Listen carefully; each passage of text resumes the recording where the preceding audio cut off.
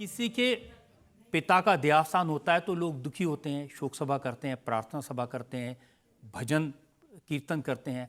आपने फादर की डेथ हुई तो एक रॉक बैंड को बुला लिया, लाफ्टर शो करने लगे वहाँ। जब मेरे फादर की डेथ हुई तो मैंने सोचा कि मेरे फादर 84 की उम्र में गए और उन्होंने बड़ी अच्छी ज़िंदगी जी। अब मेरी माँ जो है उनके बगैर रहेगी तो मैं इनको कैसे महसूस कराऊं कि मेरे फादर बड़े कमाल के इंसान थे। तो मैंने माँ को बोला कि माँ, मैं अलग तरीके से पिताजी का जो है वो प्रेयर मीटिंग करना चाहता हूँ, अलग तरीके से। तो उन्होंने कहा अलग तरीके से मतलब?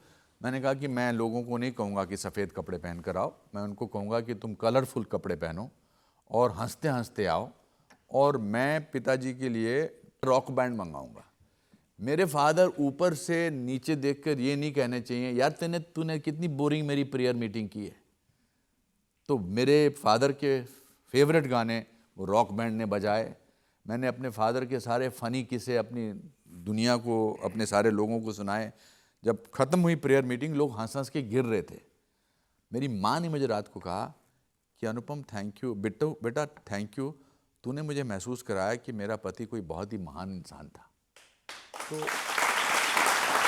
ये जो आप कह रहे हैं कि अलग से लीक से हटके काम करते हैं, फिल्मों में भी दिखता है। आप खुद मानते हैं कि अंग्रेजी बोल नहीं सकते, अंग्रेजी पढ़े नहीं, लेकिन आप इंग्लिश की फिल्मों में काम करने के लिए पहुंच गए। मैं हिंदी मीडियम स्कूल से आया, मैंने आपको बताया, पर मुझे लगा कुछ साल पहले कि लेट मी ट्राई कि मैं अंग्रेज़ी फिल्मों में काम कर सकता हूँ कि नहीं। इसलिए जब मुझे बेंडिट लाइक बेकम में काम मिला, अंग्रेज़ी फिल्म थी, तो मैंने कहा ट्राई करने में क्या हाल है। वो पिक्चर सुपर हिट हो गई। पर सबसे डिफ़िकल्ट काम जो मैंने अंग्रेज़ी का किया वो था वो न्यू एम्स्टरडैम। वो नेटफ्लिक्स पे है, वो एक मेडिकल ड्रामा है जिसमें मैं न्यूरोलॉजिस्ट का रोल कर रहा हूँ।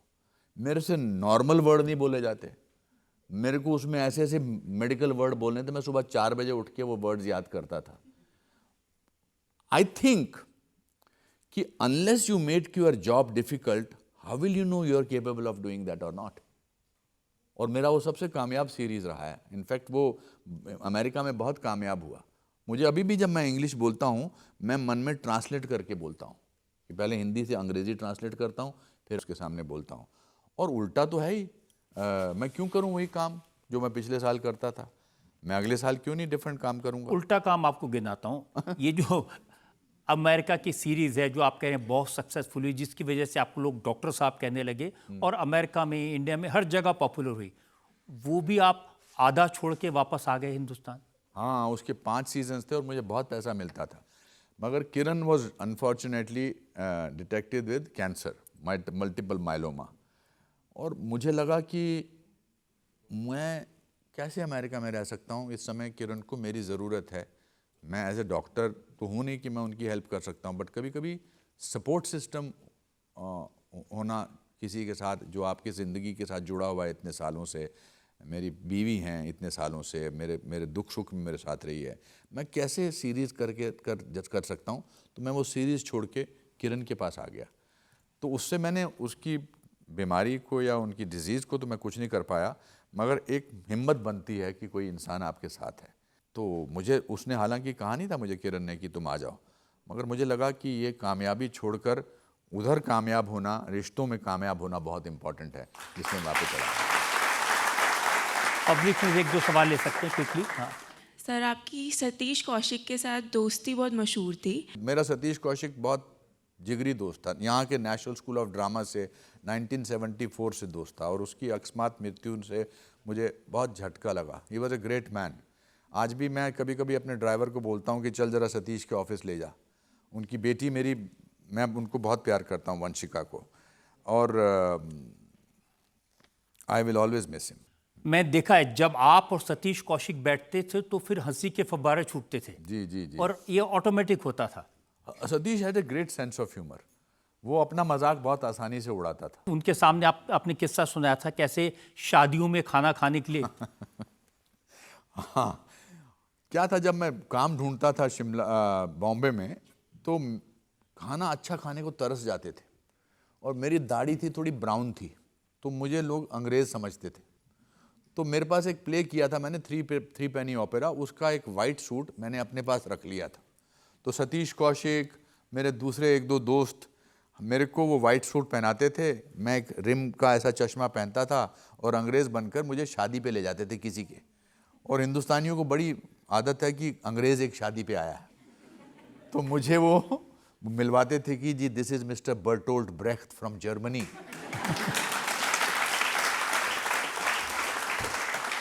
बर्टोल्ट ब्रेख्ट बहुत जर्मन के बहुत फेमस प्लेराइट थे।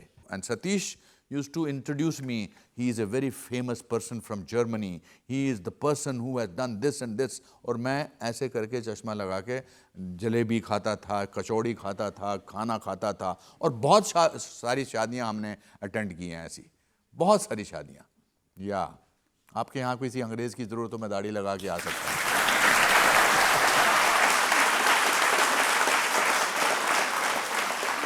एक और सवाल ले सकते हैं पब्लिक से।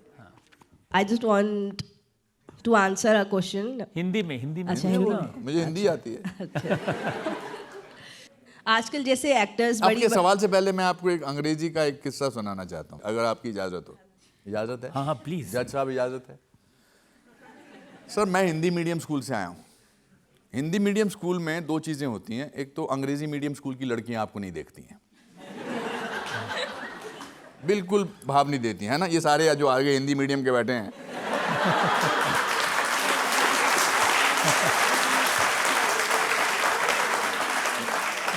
इन्होंने इतनी जोर से मुंडी हिलाई, मुझे लगा मुंडी इनकी गोद में ना आ जाए। नहीं, कोई नहीं देखता आपको।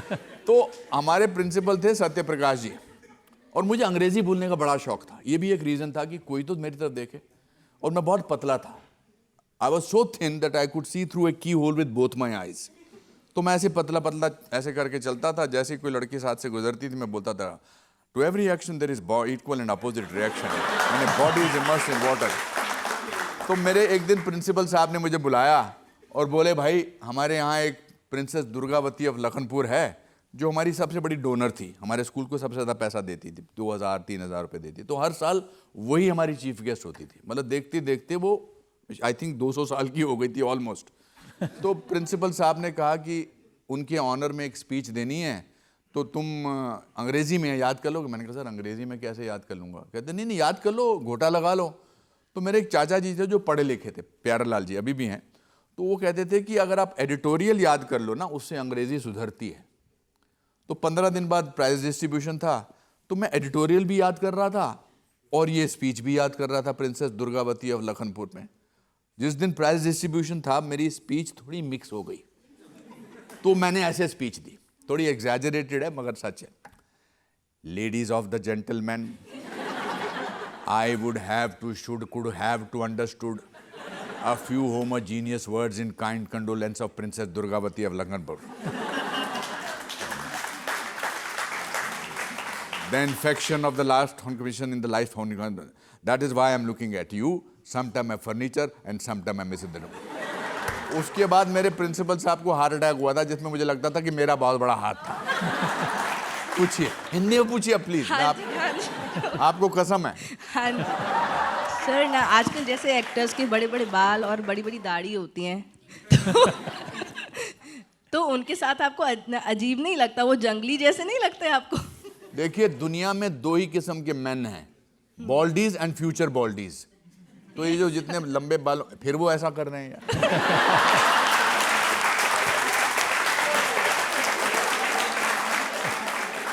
मैं इनको गले लग के आता, ये मेरे बड़े फैन। आइए, क्या बात है, क्या बात है। एस्ट्रोलॉजर भी है, हैं? एस्ट्रोलॉजर है। अच्छा, एस्ट्रोलॉजर भी हैं, क्या बात है। देखा, ये एस्ट्रोलॉजर भी है सर, मुझे समझ में आ गया था दूर से। वेरी गुड, मेरा भविष्य अच्छा है सर जी, मेरा भविष्य अच्छा है। अरे दोनों का। तो आप ऐसे करते रहिए, है कि नहीं?